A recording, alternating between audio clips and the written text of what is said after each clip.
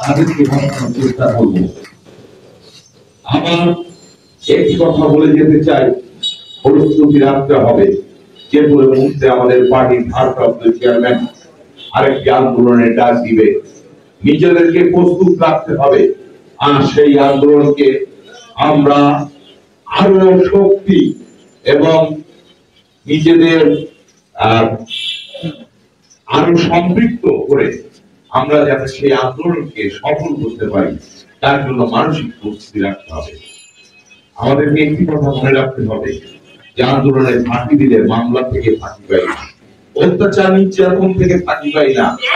অনেকে ফাঁকি দিয়েছেন, মামলা খেয়েছেন 4 ঘন্টা, কি লাভ হয়েছে?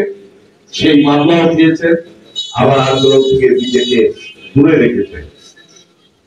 আপনি নিজেকে দূরে রেখে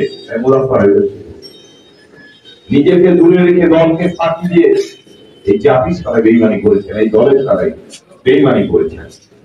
আমরা আপনাদের কাছে আশা করব আপনারা এই দলের প্রতি কৃতজ্ঞ থেকে এই দলের নির্দেশ পালন করে রাজপথে আপনাদেরকে শক্ত ভূমিকা পালন করতে হবে।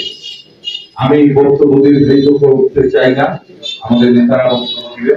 আমাদের এখানে প্রিয় নেতার মুখের কথা আমরা এখানে তুলব। আমি সকলকে আবার জেলা বিএনপির পক্ষ থেকে অনেক অনেক শুভেচ্ছা এবং ঈদ মোবারক বলে আমি শেষ করছি। আল্লাহ হাফেজ। এই পর্যায়ে আপনাদের সামনে